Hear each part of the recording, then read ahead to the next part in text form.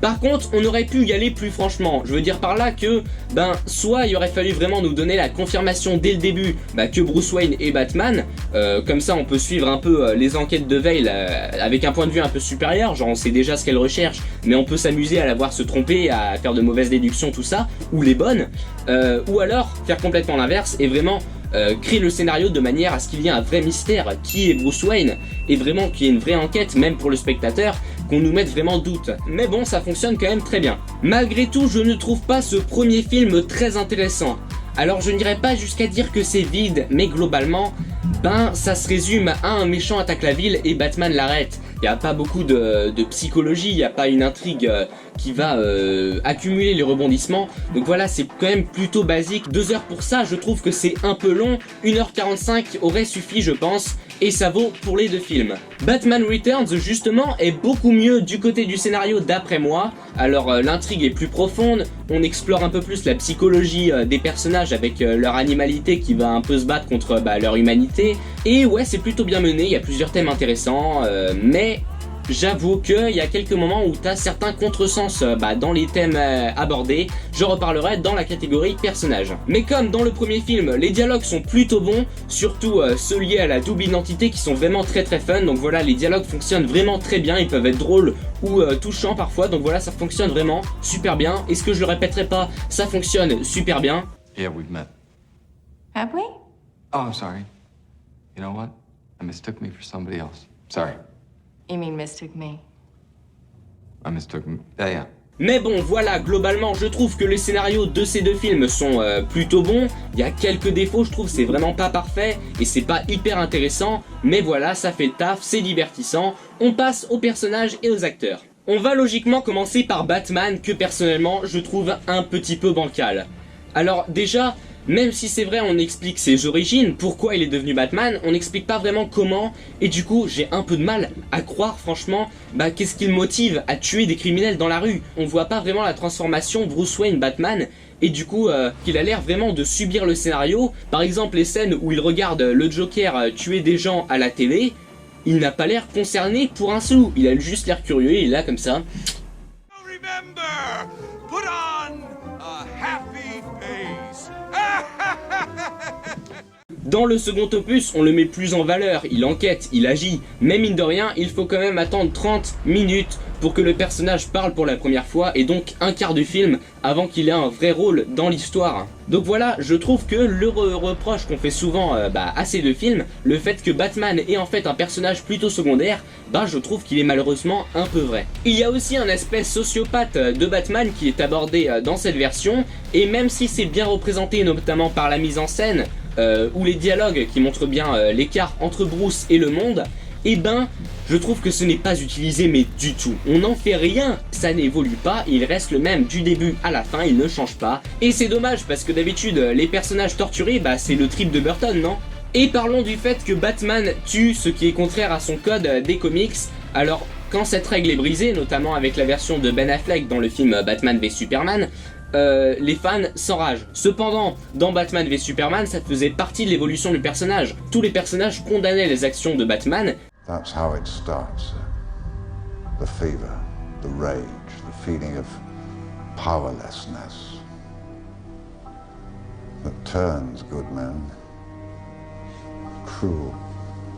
C'était vraiment montré comme un meurtrier, regardez, il a sombré du côté obscur, et le film montrait comment, justement, Batman revenait du bon côté et retrouvait sa foi en l'humanité. Alors ce n'était pas hyper bien fait, mais voilà, c'était assumé, et puis c'était vraiment eu un bon développement, c'était une bonne idée. Le Batman de Tim Burton, au contraire, tue ses ennemis froidement, même pas par rage ou quoi que ce soit, et voilà, ça pose vraiment problème, je trouve, parce que, il y a rien d'abordé par rapport à ça, c'est-à-dire qu'il est vraiment vu comme un héros, il y a une musique épique, et à cause de ça, il y a vraiment de gros problèmes. Genre tu vas avoir Batman qui, devant un méchant, va enlever son masque, il va révéler son identité devant un méchant, tout ça pour convaincre un autre personnage de ne pas tuer le méchant, parce que ça ne changerait rien. Le gars, il tue des hommes de main qui sont juste là comme ça, qui n'ont rien fait de hyper grave pour l'instant, ils ont juste détruit une vitrine, pris le sac d'une vieille dame, il les tue.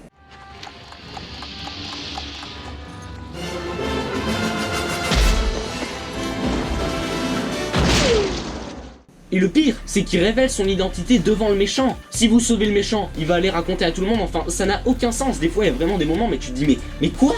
Alors apparemment quand le film est sorti, bah les fans ont un petit peu gueulé, mais maintenant avec la nostalgie et le temps, bah j'ai l'impression que ça dérange plus personne. Pour ce qui est de la performance de Michael Keaton, eh ben je suis encore une fois déçu, je suis désolé, mais sa voix est très bonne, il a vraiment une voix de Batman, elle est grave et tout. I'm not going to kill you. I want you to do me a favor. I want you to tell all your friends about me. Mais il délivre ses répliques de la manière la plus plate possible, il n'a aucun charisme, ses répliques sont molles. Excuse me. Have you ever danced with the devil in the pale moonlight? Je ne sais pas si c'est de sa faute, mais il faut soit être un mauvais acteur, soit avoir une mauvaise direction pour rester impassible devant une scène de fusillade. Enfin voilà, je trouve pas que son acting est catastrophique non plus, mais bon, des fois tu te dis, bon bouge-toi un peu, merde, tu joues Batman, mais c'est du cœur. Donc voilà, crucifiez-moi sur la place publique. Sur la place lubrique. C'était involontaire.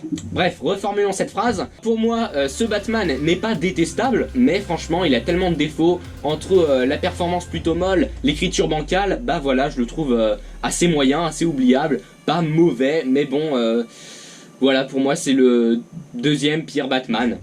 Parlons maintenant des vrais personnages principaux de ces deux films, les méchants. Alors déjà, le Joker, pour ce qui est de son look, c'est un look assez classique, mais qui fonctionne vraiment très efficace. Donc voilà, son design très coloré le fait bien ressortir de cet univers sombre. Donc voilà, il contraste bien. Tim Burton a une idée assez bonne, donc il en fait une sorte d'artiste du meurtre. I make art until someone dies. See?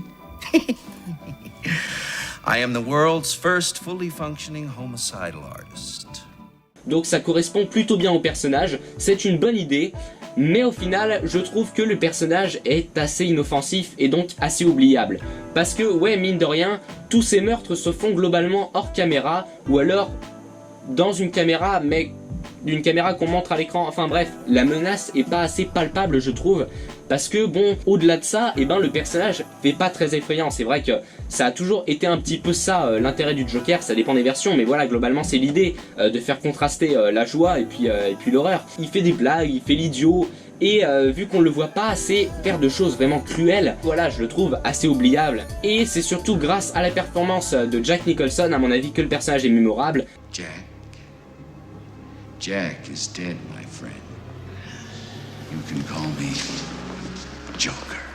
Donc voilà, l'acteur colle parfaitement au rôle avec son sourire toujours très glauque et tout.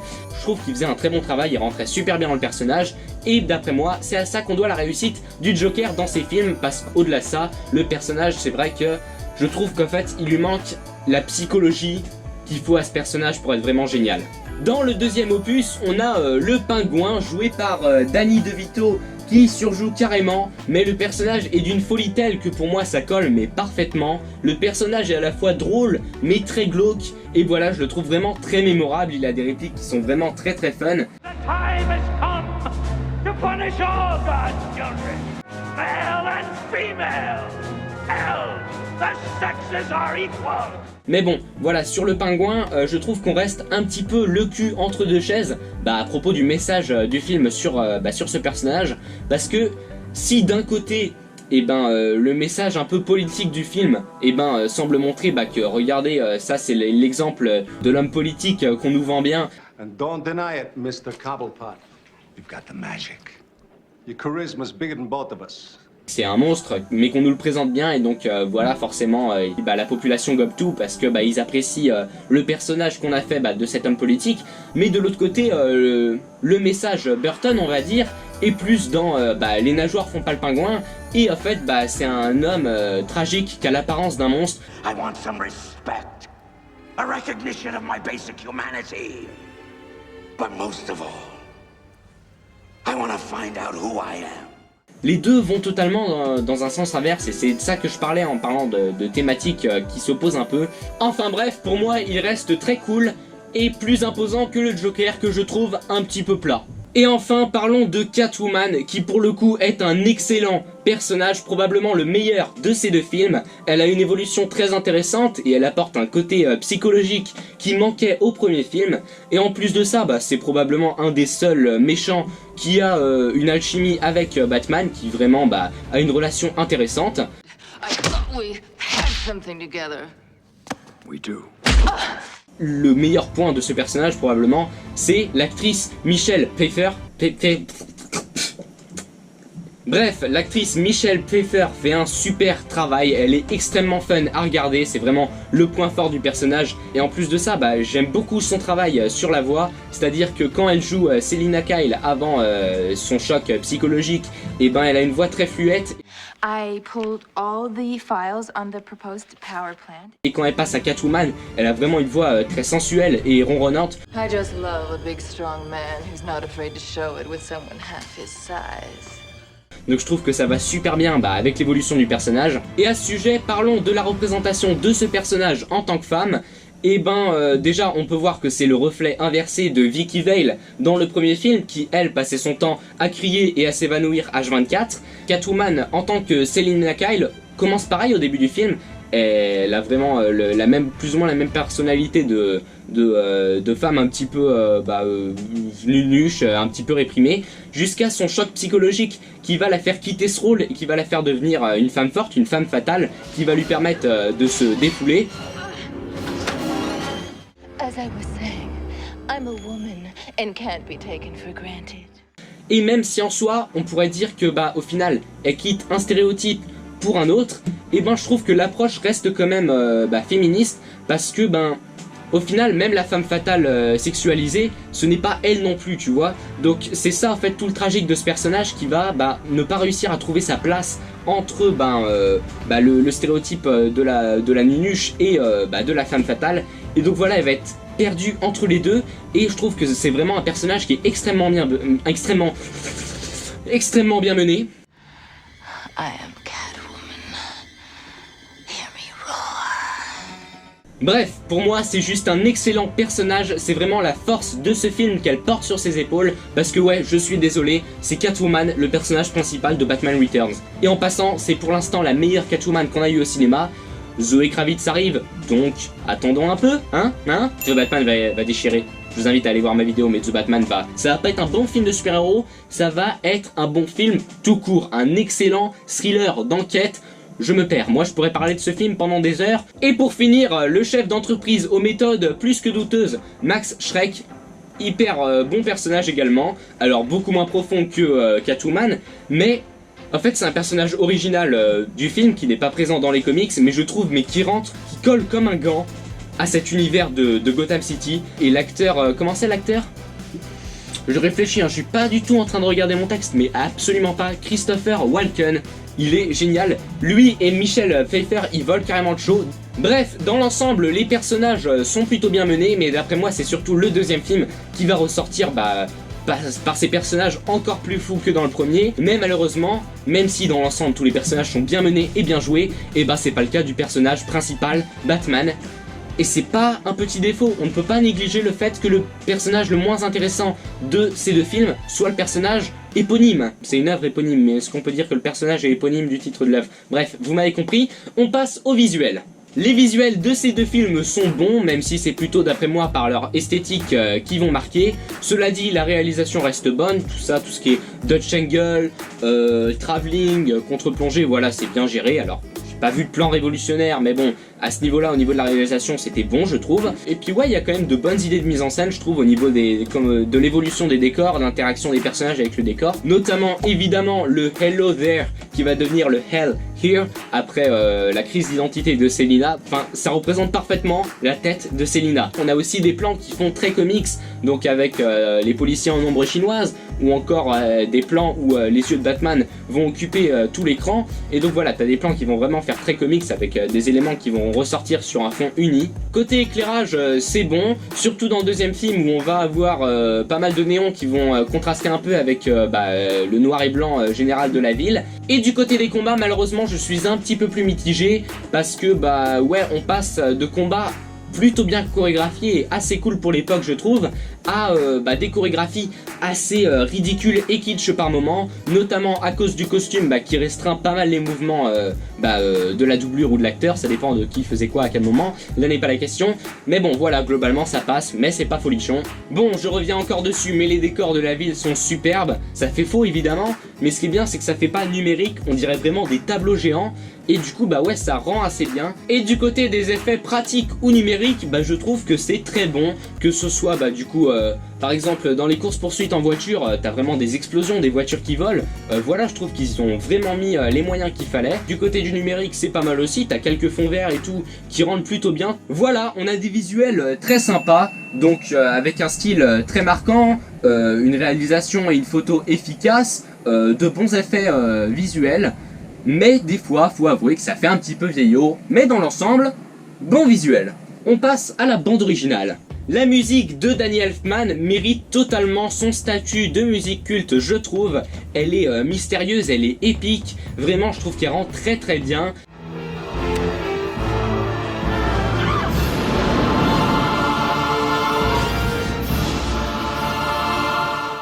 Mais j'aurais un petit reproche à lui faire, c'est que dans le premier film, je trouve que globalement elle est pas assez diversifiée. J'ai l'impression que pendant tout le film, on a plus ou moins quelques variations du thème principal. Voilà, ça reste globalement les mêmes instruments. Alors je m'y connais pas beaucoup en musique, mais voilà, globalement je trouve que c'est pas assez varié. Alors oui, il y avait ce thème assez tordu du Joker, qui d'ailleurs rappelle beaucoup celui du Green Goblin dans le film Spider-Man que Danny Elfman composera quelques années plus tard.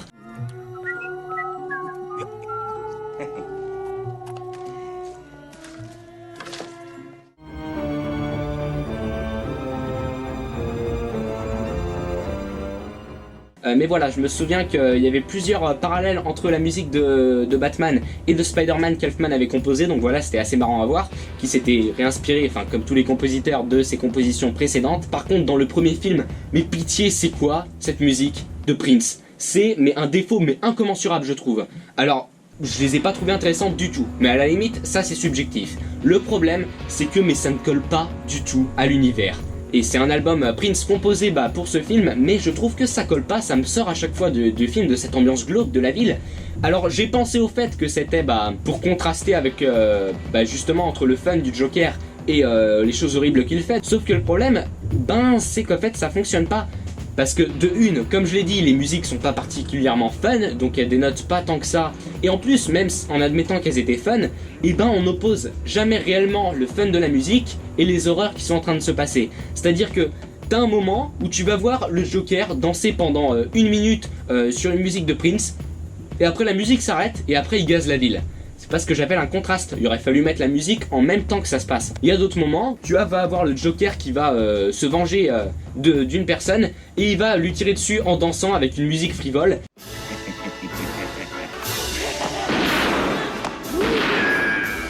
Là ça marche parce que tu vois que le personnage est fou et puis qu'il est joyeux dans sa folie, et ça contraste avec le meurtre qu'il est en train de commettre. Là, ça fonctionne. Parce que c'était pas du Prince et parce que c'était fait en même temps. Donc voilà, le Prince non merci. Et heureusement, dans Batman Returns, Dieu merci, il n'y a pas de Prince. Et en plus de ça, la bande son est beaucoup plus diversifiée, je trouve, parce que le Pingouin et Catwoman ont des thèmes vraiment mémorables. Donc le Pingouin a un thème à la fois majestueux et glauque.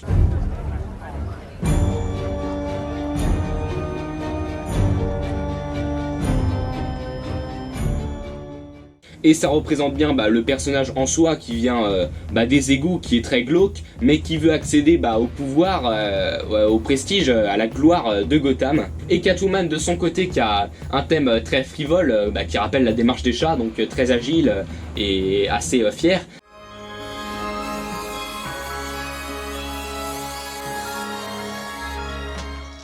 Donc voilà, je trouve que ça fonctionne vraiment très très bien, il y a plein de thèmes marquants dans le deuxième film, je trouve, bien plus que dans le premier, et évidemment, on a toujours le thème principal qui fonctionne, Del Fuego de los Dios.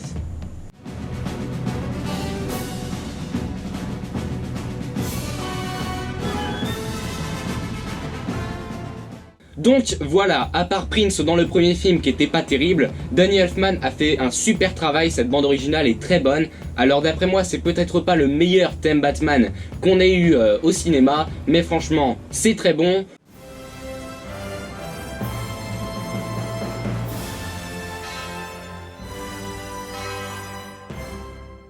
on passe à la conclusion. Pour conclure avec Batman et Batman Returns, l'univers est très excitant, mais parfois un peu trop kitsch. Le scénario est divertissant, mais parfois un peu vide. Les personnages sont super bien menés et interprétés, sauf le personnage principal. La musique est vraiment très bonne, sauf pour ce qui est de la musique additionnelle de Prince. Restent les visuels qui, dans l'ensemble, sont vraiment bons. Bref, si je devais leur donner une note sur 20 en essayant d'être objectif comme d'habitude, je leur mettrais environ 12 sur 20 pour le premier et 14 sur 20 pour le second. Parce que ouais, pour moi c'est des bons films divertissants qui se regardent bien, mais pas particulièrement mémorables ou intéressants. Voilà, le second film en revanche ressort un petit peu plus avec ses personnages, ses visuels, ses thématiques. Mais bon, globalement, voilà, c'est pas la meilleure chose qu'on ait faite. Et même si effectivement il faut remettre les films dans leur contexte historique de sortie, voilà, je trouve que c'est pas hyper folichon. C'est bon, mais sans plus. Donc oui, je vous conseille les Batman de Tim Burton, mais pas plus que ça. Après c'est sûr, ces films sont sortis il y a plus de 30 ans, donc c'est un petit peu dur pour moi de critiquer certains aspects, mais globalement voilà, si c'était pas une des premières adaptations de super-héros à l'écran, et ben je pense pas qu'on en parlerait tant que ça. Donc voilà, après pour moi c'est des bons films, mais un petit peu décevants, après en avoir entendu parler comme des chefs-d'œuvre. Parce que oui, ces films ont reçu un accueil critique et financier assez conséquent, même si apparemment pas assez pour laisser à Tim Burton la possibilité d'enchaîner sur un troisième film. Et cette tâche reviendra donc à Joel Schumacher, qui réalisera 2 films Batman. Et on en parlera dans la prochaine vidéo. Bon voilà, c'en est tout pour cette partie sans spoilers. Si vous voulez me taper dessus, je vous demanderai plutôt d'argumenter poliment, parce qu'on ne le dira jamais assez.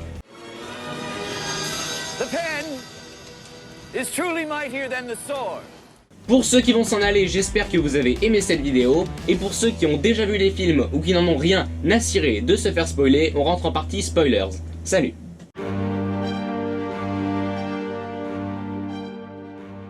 Le premier film m'a beaucoup déçu concernant la relation Batman-Joker. On te crée tout un lien, comme quoi ils se sont respectivement créés, et puis chacun est à l'origine de l'autre. I made you. You made me first. Hey, Bat Bray. I mean, I was a kid when I killed your parents. I mean, I say I made you. You gotta say you made me. And how childish can you get, huh? Ça pourrait être génial, mais on n'en fait rien du tout.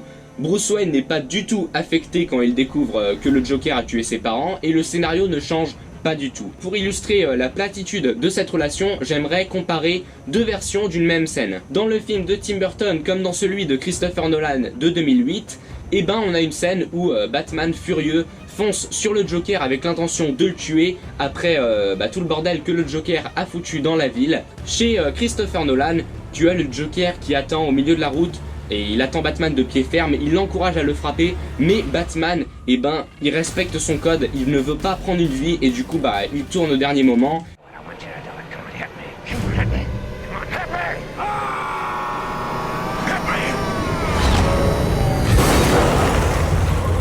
Donc voilà, tu as l'ordre qui échoue face au chaos, parce que le Joker est hyper intelligent, il manipule Batman et tout, et voilà, la scène est vachement puissante. De l'autre côté, tu prends Tim Burton, donc t'as Batman qui arrive dans son vaisseau, et carrément, il passe à l'acte, et il arrose...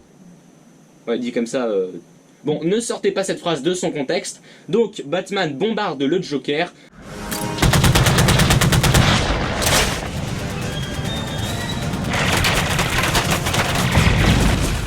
Il survit miraculeusement, bon je laisse passer parce que voilà c'est un film fantastique, c'est Tim Burton. Et après le Joker, il sort son revolver et il descend le vaisseau de Batman en un seul tir. Et c'est là que ça va pas. D'un côté, la scène est puissante parce que c'est Batman qui décide de ne pas tuer le Joker, c'est volontaire. De l'autre côté, c'est le Joker qui survit comme par hasard. Y a rien dans la scène en fait, c'est juste une scène d'action banale qui ne raconte rien. Et ça va être globalement ça en fait, pour toute la relation Batman-Joker, elle ne raconte rien. Et voilà, pour moi, cette relation Batman-Joker des Tim Burton, elle est ratée. Pour Batman Returns, par contre, je veux parler d'une scène que je trouve excellente, la scène du bal où Bruce Wayne et Selina Kyle découvrent leur identité secrète respective. I guess I'm tired of wearing masks. Me too. Donc voilà, je trouve que la scène est à la fois un petit peu amusante, mais aussi très touchante, très belle, parce que voir ces deux amants découvrir que en fait leur alter ego sont ennemis, je trouve que c'est très intéressant, tu vois, ils se demandent comment réagir, et la réplique de Selina est vraiment super bonne, je trouve. Donc voilà, je trouve que la scène marche super bien. Oh my god. Does this mean we have to start fighting? Bon voilà, c'en est tout pour cette vidéo. Maintenant vous savez ce que je pense de ces deux films. Alors j'aimerais aborder un petit point, c'est que je n'aurai pas accès au cinéma avant mai.